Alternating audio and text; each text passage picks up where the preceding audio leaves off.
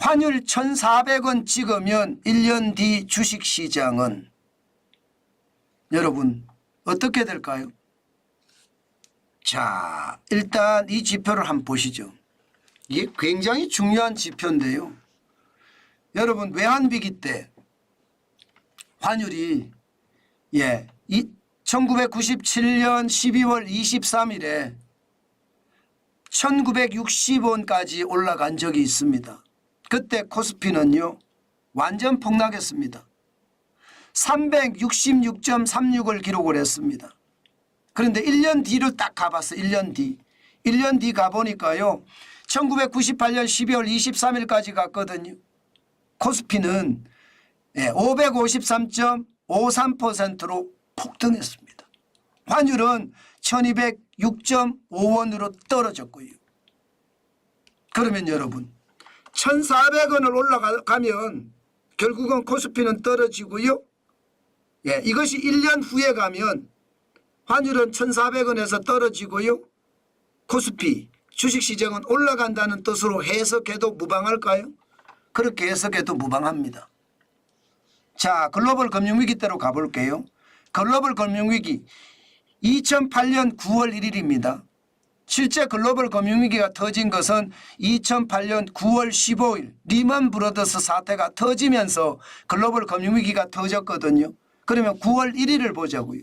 9월 1일을 보니까 환율은요 1,116원이었습니다. 그 당시 코스피는 1,414.43원이에요. 환율은 낮고 코스피는 높죠. 그런데 이게 뻥 터집니다. 9월 15일에 터져서 최하까지 내려갔을 때가 언제냐? 2008년 10월 8일입니다. 이때 말입니다. 환율은 폭등합니다. 1395원까지 올라가고요. 코스피는 폭락합니다. 1286.69원까지 69포인트까지 떨어집니다. 굉장히 많이 떨어지죠. 그런데 이게 말입니다. 이게 1년 뒤를 가자고요. 또 1년 뒤. 2009년 10월 8일로 가보자고요. 그러면 원달러 환율은 1161.50으로 떨어졌습니다. 그러나 코스피는요 1615.46원으로 폭등했습니다. 그러니까 환율이 1,400원이라는 게 지금은 쉽게 말하면 뉴노멀이 된 거예요. 이제 1,300원이 위기가 아니라 1,400원이 위기다. 이렇게 얘기해도 실질적으로 틀리는 말은 아닌 것 같습니다. 이제 1,400원을 위기로 보는 것 중요하게 느껴집니다. 또한 말입니다. 코로나 팬데믹 때 보자고요. 2020년 3월 19일 1,357.28원이었습니다. 환율이. 코스피는 1,457.64였고요. 이것이 1년 후에 가보면 차이가 어마어마하게 벌어집니다. 코스피는 3,039.53이 가고요. 환율은 1,129.12원으로 떨어졌습니다. 그러니까 환율이 폭등하고 1년 후가 굉장히 많이 바뀐다는 이야기죠. 2022년에도 있었습니다. 2022년에도 보면 환율은 1,444.63까지 올라갔습니다.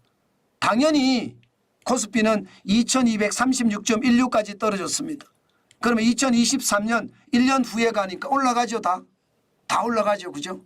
다 올라갔습니다. 자, 그러면 지금은 어떻게 될까요? 지금 2024년 4월 16일에 1,389.5원까지 올라가니까 오히려 지금 코스피가 1,609.63원까지 63포인트까지 올라갔습니다. 아마 제가 봐서는요. 환율이 요동치면 코스피는 떨어질 거예요. 코스피가 떨어질 때 외국인들은 환차익까지 겸하면서 그죠? 코스피가 떨어지면 외국인들은 환차익까지 겸하면서 달러로 더 많은 원화를 받아서 주식시장에 들어간다는 이야기가 되는 겁니다.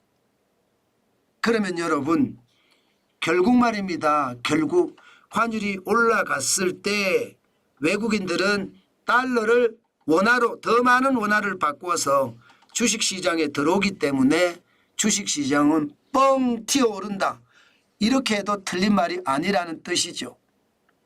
지금이 말입니다. 환율이 불안합니다. 오늘도 아마 불안할 거예요.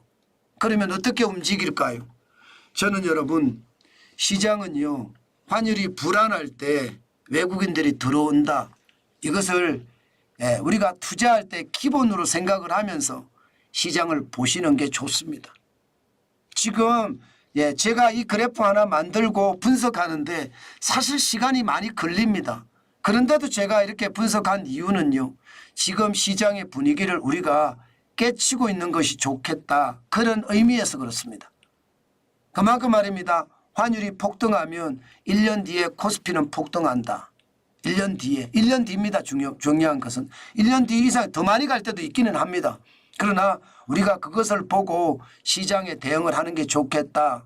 지금 말입니다. 6월 7일 기준으로 원달러 환율은 1365.3원입니다. 현재 여객 시장에서 지금 올라간 것을 감안을 해보면 1381원까지 올라갔거든요. 오늘도 말입니다. 환율이 더 올라갈까요? 가능성 굉장히 짙습니다. 유럽은 금리 인하의 경로를 이미 이야기했어요. 이제 9월에 인하하겠다. 12월에 인하하겠다. 2번 더 인하하겠다.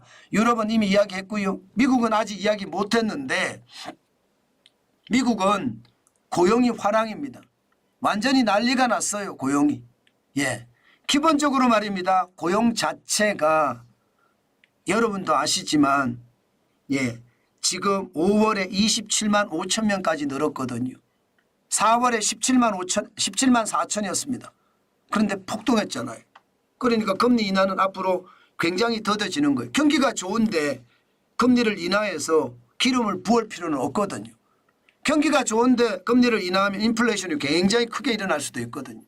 그런 상황을 감안해 보면 달러는 더 강해지고 원달러 환율은 앞으로도 경로가 우상향의 경로가 보인다 이런 생각이 들죠.